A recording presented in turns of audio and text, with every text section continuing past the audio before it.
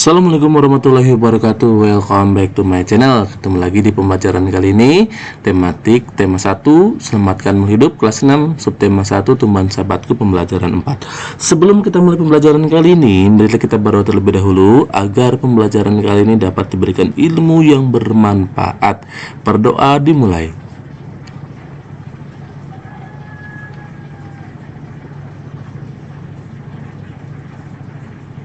Berdoa selesai. Oke, di tema saat ini Selamatkan Hidup, subtema 1 Tumbuhan Sahabatku. Di pembelajaran 4 kali ini, tahukah kamu bahwa tumbuhan tidak saja bermanfaat sebagai sumber makanan bagi kehidupan makhluk hidup, akan tetapi ada manfaat lainnya dalam kehidupan kita. Ayo kita cari tahu manfaat tumbuhan bagi kehidupan makhluk hidup. Tumbuhan adalah salah satu makhluk hidup yang menempati bumi.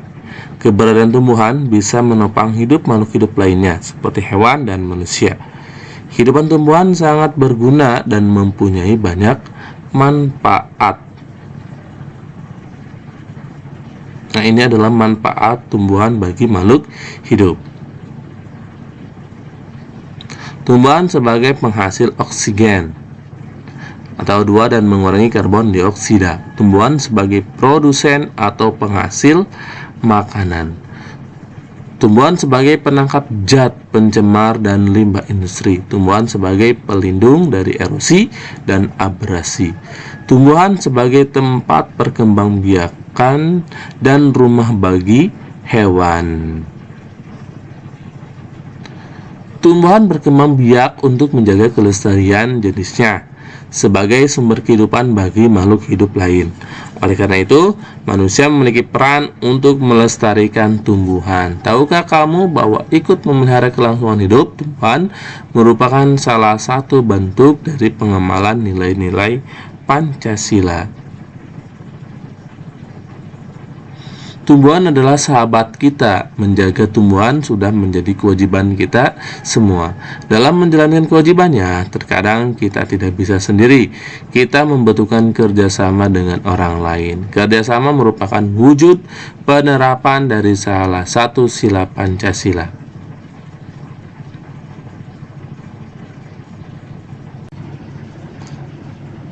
Di pembelajaran 1, kamu sudah membaca teks tentang bagaimana jagung berkembang biak dan membuat catatan pada diagram.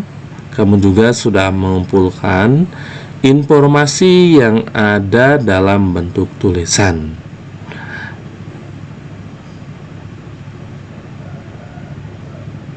Nah, ini adalah sebuah paragraf dari teks yang sudah Bapak berikan waktu pertemuan pertama. Jagung merupakan salah satu tanaman yang dijadikan bahan makanan pokok di berbagai daerah, juga di Indonesia. Contohnya, penduduk Pulau Madura menjadikan jagung sebagai makanan pokoknya. Jagung merupakan salah satu tanaman penghasil karbohidrat yang sangat diperlukan oleh tubuh.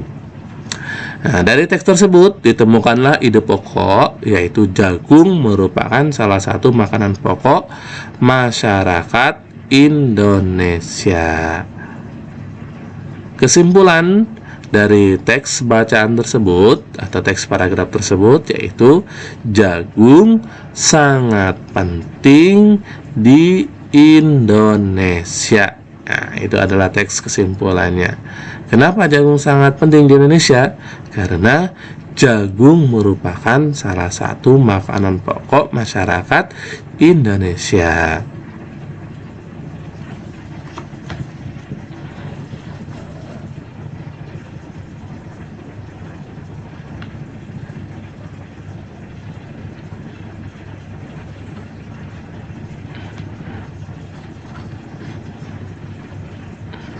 Coba kalian pahami ya. Ini cara menentukan ide pokok dan menentukan kesimpulan, agar nanti kalian bisa menentukan ide pokok dan kesimpulan. Apa itu kesimpulan? Kesimpulan adalah suatu ikhtisar dari suatu uraian, pidato, dan semacamnya.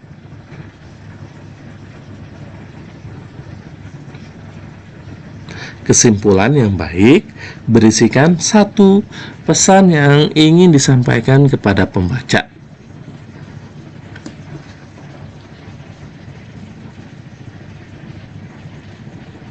Dua, intisari dari tulisan. Tiga, dimulai dari khusus ke umum. 4. Menggunakan kosakata baku. Kelima, suatu pernyataan yang dibuat berdasarkan ide pokok dan kata kunci dari kalimat penjelas dengan kalimat sendiri.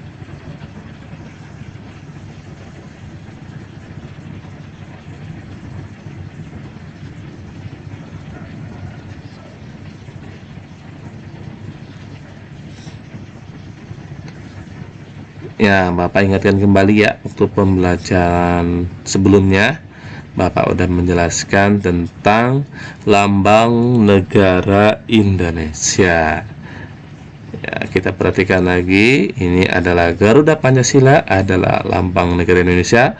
Burung Garuda besar gagah perkasa, lihatlah perisainya, karena di dalam perisai itu memuat simbol dari sila-sila pada Pancasila. Pancasila adalah dasar negara kita. Waktu pertemuan sebelumnya kita udah menjelaskan tentang sila pertama dan sila kedua. Nah, Pancasila itu berasal dari dua kata, yaitu panca dan sila. Panca artinya 5 dan sila artinya dasar atau aturan. Pancasila artinya 5 dasar atau aturan.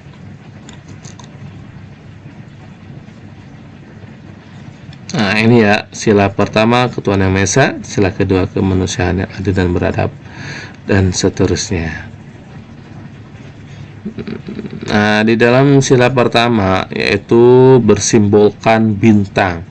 Nilai-nilai yang terkandung dalam sila pertama ketuhanan yang Maha Esa sebagai berikut. 1. Takwa kepada Tuhan yang Maha Esa. 2. Toleransi dan penghormatan kepada agama atau kepercayaan lain. 3. Kerukunan antar umat beragama. Nah, selanjutnya adalah simbol sila kedua, yaitu rantai. Nilai-nilai yang terkandung dalam sila kemanusiaan yang adil dan beradab sebagai berikut. 1. Persamaan derajat. 2. Menghargai hak asasi manusia. 3. Solidaritas antar sesama manusia. 4. Perdamaian.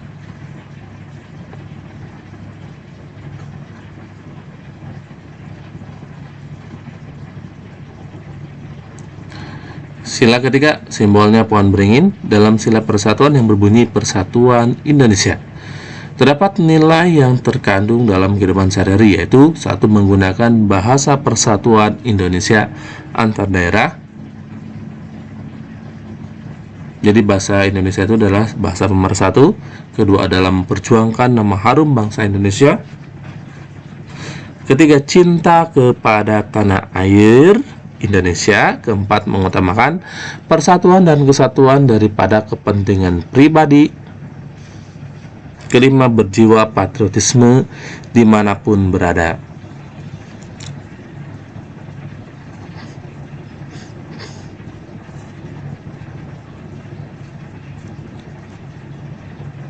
Ini adalah banteng, kepala banteng sila keempat yang berbunyi kerakyatan yang dipimpin oleh hikmat kebijaksanaan dalam permusyawaratan perwakilan. Memiliki nilai-nilai yang luhur, diantaranya 1. Pemimpin bangsa Indonesia harus bijaksana. 2. Kekeluargaan harus diutamakan.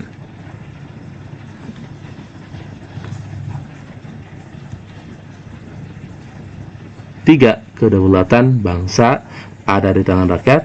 4. Kebijaksanaan dalam mengambil solusi.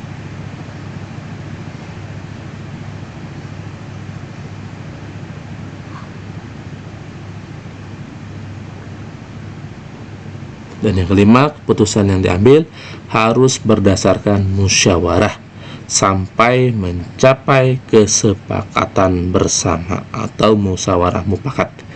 Tidak memaksakan kehendak orang lain. Dan yang terakhir adalah simbol dari sila kelima, padi dan kapas. Sila terakhir ini berbunyi keadilan sosial bagi seluruh rakyat Indonesia. Yang pertama, nilai-nilai yang termuat dalam sila kelima ini, perilaku yang adil harus diterapkan baik di bidang ekonomi, sosial, dan politik. Hak dan kewajiban setiap orang harus dihormati. Perwujudan keadilan sosial bagi bangsa Indonesia. Tujuan rakyat Indonesia yang adil dan makmur, mendukung kemajuan dan pembangunan negara Indonesia. Amati kedua gambar berikut. Nilai-nilai Pancasila dari sila keberapakah yang terkandung dalam kedua sikap pada gambar tersebut? Nah, nanti ini kalian catat, jadi ada 2 soal. Nah, kira-kira yang pertama itu sila keberapa, dan yang gambar kedua adanya sila keberapa. Nanti ini catat di buku tugas kalian. Nah, setelah ketemu gambar yang pertama sila keberapa, kedua sila keberapa, nah berikan nilai-nilai apa saja yang terkandung dalam sila tersebut. Oke, Bapak cukupkan sampai di sini untuk pembelajaran hari ini. Kurang lebihnya Bapak mohon maaf. Wabillahi taufiq wal hidayah. Assalamualaikum warahmatullahi wabarakatuh.